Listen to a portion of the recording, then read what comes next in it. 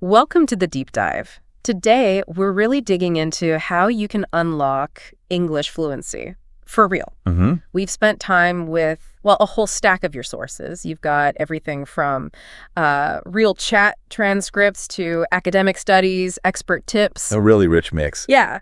So our mission is to pull out the best bits, the strategies that actually work, and help you, really transform how you approach learning English. That's the goal. And it's not just about giving you a list of things to do. It's about understanding what fluency is. Right. What does it actually mean? Well, it's more than just knowing vocabulary, isn't it? Yeah. It's that shift from thinking about every word to just communicating effortlessly. Like speaking automatically. Exactly. Understanding speaking with confidence, almost like a native speaker does. Now, look, it takes effort. We know that. Sure. But thousands of people manage it every single year. Yeah. And the benefits, huge. Career, study, just connecting with people. It's worth it. Okay, so let's dive in. The biggest thing, the absolute core that came up again and again in your sources, you have to speak.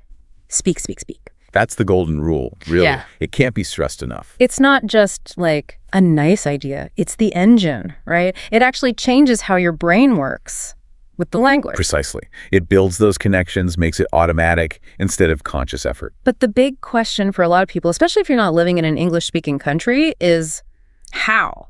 How do you actually speak more? Yeah, that's the practical hurdle. The sources have some great ideas, though. Language exchange apps are one way. Okay. Online group classes can be good, too. Or, and this came up quite a bit, getting a personal tutor online.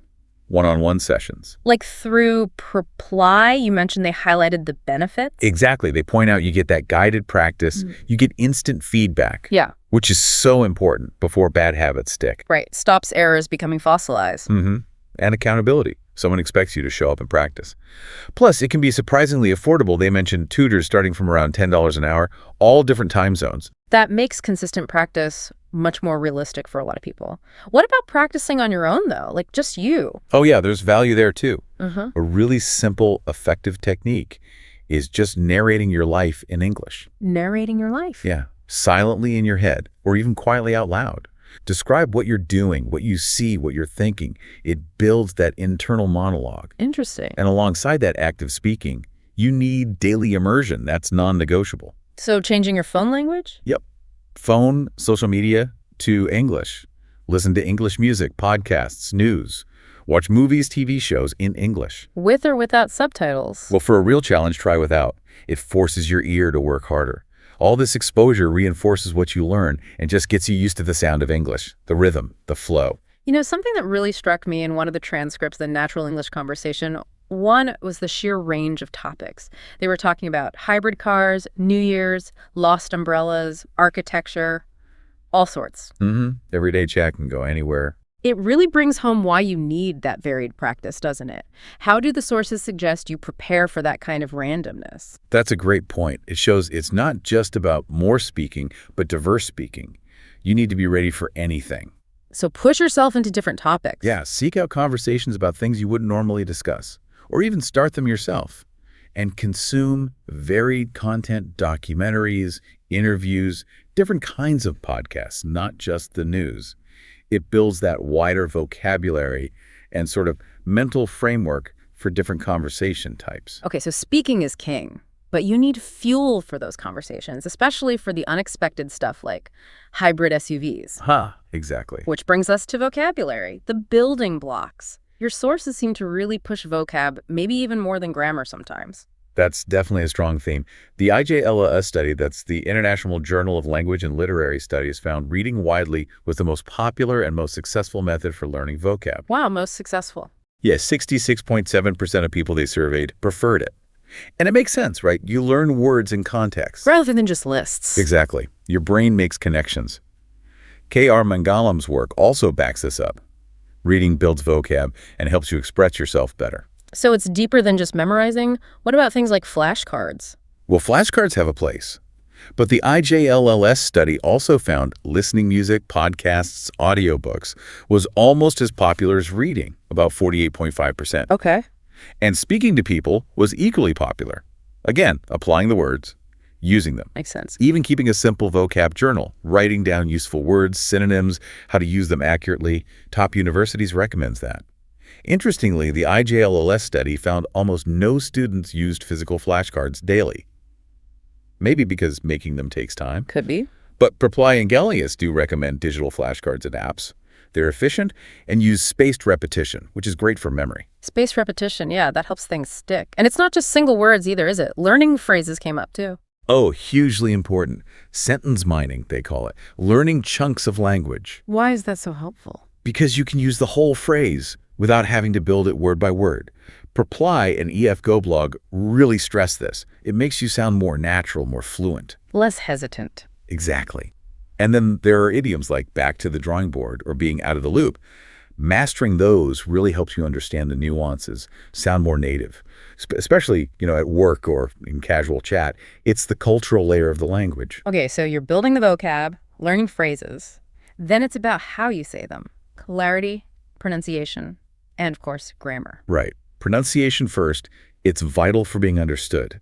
And it's not about erasing your accent. No, it's about clarity. Precisely. It's physical training, your mouth, your tongue. Tools like Youglish, which Preply mentioned, are brilliant. You can hear sentences and loads of accents, practice copying them, build that muscle memory. And recording yourself. Yeah, EFGoblog suggests that. You can catch habits like talking too fast or mumbling. Then you can work on it, maybe get feedback. And grammar. This feels like the big, scary monster for a lot of learners. How do the sources handle it? It's interesting. There's a bit of nuance. Preply suggests maybe not getting too hung up on grammar rules right at the start. Really? Yeah, they point out native speakers bend the rules all the time.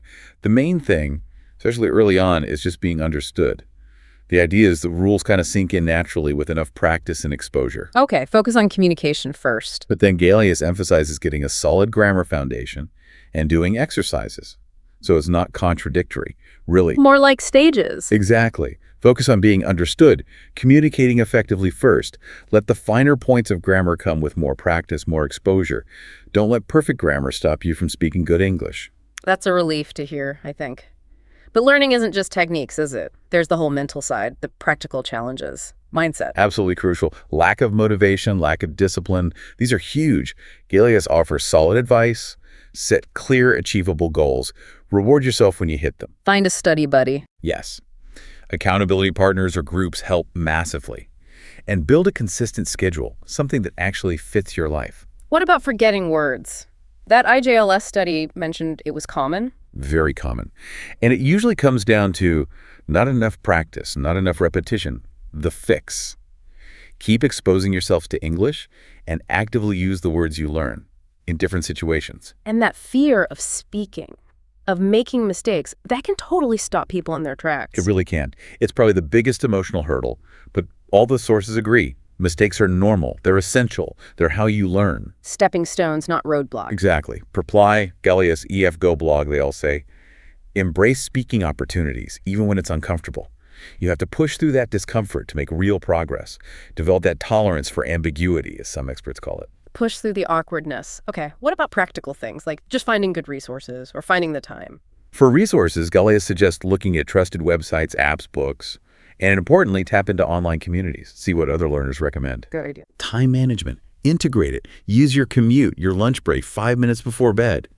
Break big goals into tiny tasks so it doesn't feel overwhelming. And culture. Gallius mentioned that too. Yeah, immerse yourself culturally. Music, movies, books.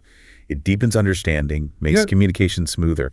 Oh, and a really interesting point from the IJLLS study. Yeah. Lack of acknowledgement from teachers when they were kids actually affected students' interest later on. Wow. It just shows how important positive feedback and encouragement are at any age. Definitely. Okay, let's pull back a bit now. Think more holistically, making learning part of your life, maybe even fun. Essential for sticking with it. Yeah. K.R. Mangalam and Tafani suggest something simple but powerful. Read aloud. Read articles out loud. Yeah. News stories, whatever. Helps pronunciation, sentence structure, grammar, flow. Lots of benefits. Another one from K.R. Mangalam. Write summaries after you read something. Way summary. It forces active recall. Boosts memory, understanding, and your writing skills. And there are tools, like Cambridge English's Write and Improve, that give instant feedback on your writing, spelling, grammar, vocab. You can see yourself getting better. That's cool. What about thinking more deeply about the language itself? Good question.